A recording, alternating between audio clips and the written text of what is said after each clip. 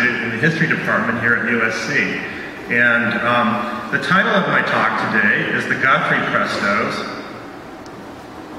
Get this to work right? Okay. Uncovering Woody's hidden recording history in Los Angeles. My discussion will focus on the 2 Presto disc recordings of Woody that I uncovered some 3 miles south of here in 1999. The discs, called Prestos, which were essentially the home recording, or quickly becoming the home recording devices of the late 1930s, were 10 inches in diameter, and they were composed of aluminum, actually lacquer-covered aluminum. The discs run at 78 RPM, and both were covered with bright orange Presto labels, as you see here. The words Woody Guthrie were also hand-printed in pencil on one of the sleeves when I found these. Although for reasons that I'll get into, I really do not think the recordings are from 1937. It's much more likely that they were from 1939. The 4 tracks on these discs, if you're excited about what you hear today, the forthcoming Woody at 100 box set that Jeff Place talked about earlier will feature those discs. If these recordings do indeed date to 1939, this would make them the oldest known Woody Guthrie recordings. And they are also important that they are the only known recordings of Woody Guthrie while he was here in Los Angeles. My plan today is to discuss how I came to find these discs, and then I want to spend some time analyzing the actual tracks on them. So bear with me a minute here. Let's first put this all in context. What do these discs seem to capture, and what do they tell us about Woody's time in Los Angeles? One item that puts all of this in context is a section from a letter that Woody wrote to folklorist and friend Ellen Lomax in February 1941. Guthrie wrote Lomax about his desire to revive his old radio program on radio station KFED, the post he had left in 1939. In that letter, he seemed to want to use the program to rally Los Angeles workers behind a platform of economic populism. Quote, Los Angeles in Southern California is thickly settled. This little station covers a strip of about 100 miles in each direction. It is full of people that work and talk a working man's lingo, no matter what tongue or color.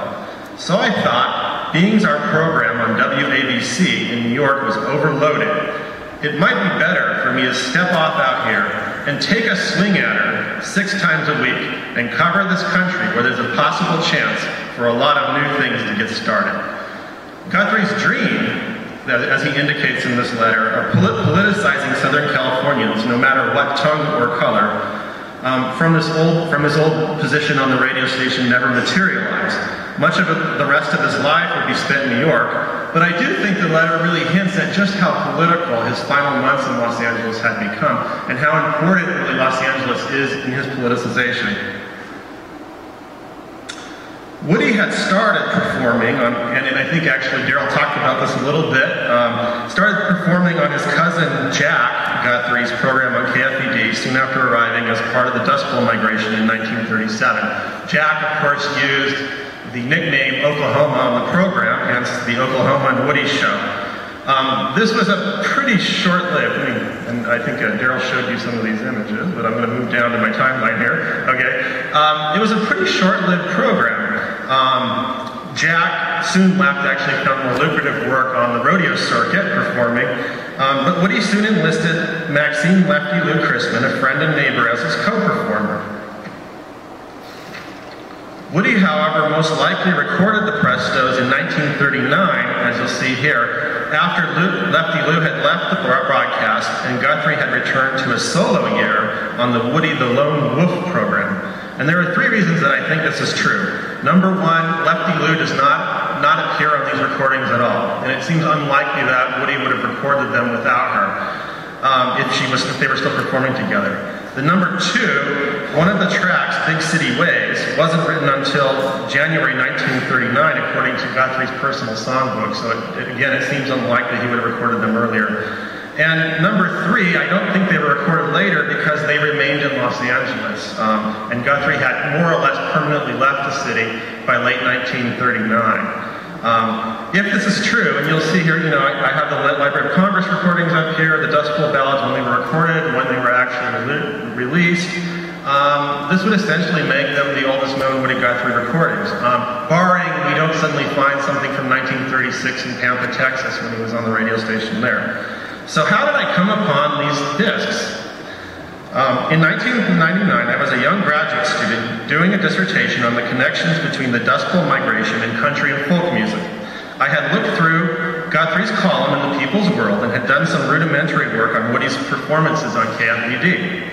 My advisor, Steve Ross from the history department here at USC, suggested I contact the Southern California Library for Social Studies and Research, a fascinating library that really archives much of the history of the Los Angeles left. I phoned an archivist and had a long talk, and she suggested I talk with this guy, Harry Hay. In the late 1930s, Harry Hay was a young labor organizer and Communist Party member. He had befriended Guthrie pal Will Geer and became friends with Woody through Geer. Hay eventually would part amicably with the Communist Party and become a founding member of the Mattachine Society, an early gay rights organization that really dates into the 1950s. When I interviewed Hay in 1999, he remembered that there were two Presto recordings of Guthrie that he had thought had been made off the air while Guthrie was broadcasting his show. And this, as I mentioned, this memory may or may not be correct, as we'll see. Harry said he obtained the disc from Guthrie and had played the Prestos at left-wing cocktail parties for years. That must have been a good time. Eventually, though, he donated them to this place, the Southern California Library for Social Studies and Research. And so I packed up my notepad and headed down Vermont Avenue, about 3 miles from here, and went to look for them. He had actually donated them with a large stack of commercially recorded 78 RPM records. And so it took me about 2 hours to go through the stacks, but I eventually came upon these discs. And as you can see, they're all adorned with cheery, bright orange Presto labels. The manufacturers of the discs, the Presto Recording Company, was a New York-based company that in 1934 began making these pre-grooved, lacquer-coated blank discs, as well as the lathes, the machines that actually recorded them, cut them. Once recorded, a Presto disc could be played on a standard 78 RPM phonograph player. By the late 30s, this technology had become the radio industry's standard way of recording broadcasts, whether for future airplay or for archival and legal purposes. By 1938, Presto had begun to offer less expensive home versions of the recorders and discs. Ellen Graves, an expert on Prestos, noted that the lead out, the innermost groove on the discs, on the Guthrie discs, indicates that these Prestos were made by a large mastering lathe, not a home recorder, something that might have looked like that. Such lathes were very expensive, and generally only owned by universities and radio stations at this time. The discs, however, are of the cheaper home use variety, hence the bright orange labels. Graves also noted that many broadcasters made line checks by simply recording Prestos directly from the radio station microphone while a performer was performing or broadcasting rather than transcribing them off the air. So these could indeed be air checks where they were actually recorded while he was broadcasting, or they may just simply be line checks. This then presents three possible scenarios of how these came to be. Scenario one, Woody snuck into KFVD, maybe in the middle of the night, and recorded his own demo with his own discs using KFVD's equipment. And I certainly wouldn't put it past, free spirit that he is, I wouldn't put it past Woody to do that. Number two, Woody recorded them with permission from the station without broadcasting them.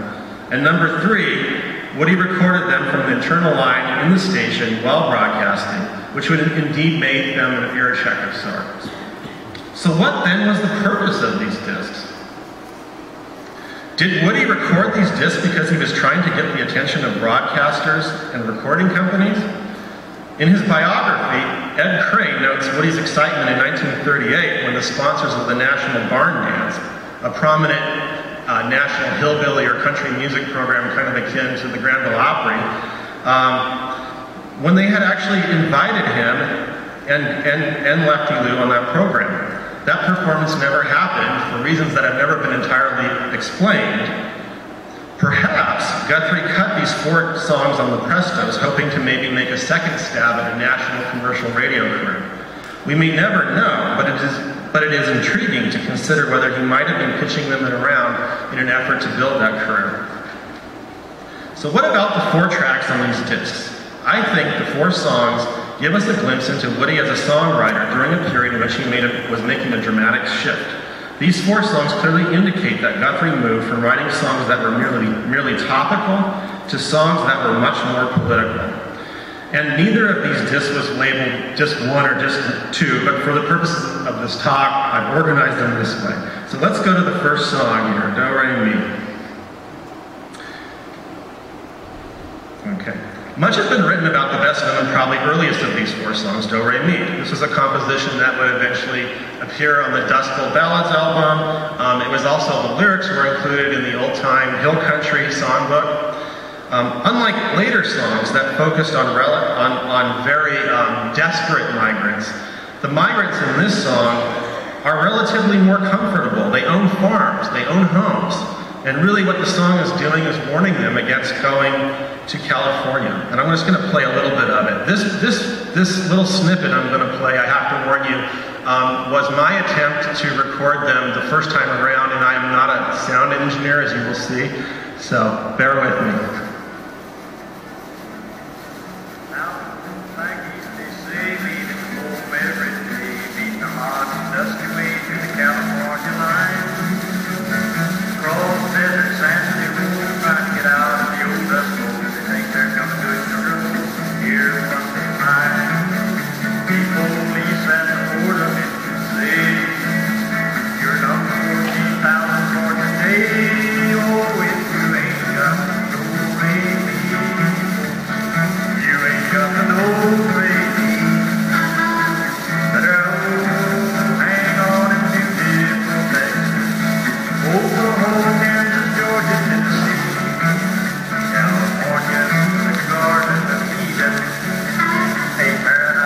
Live in North Sea.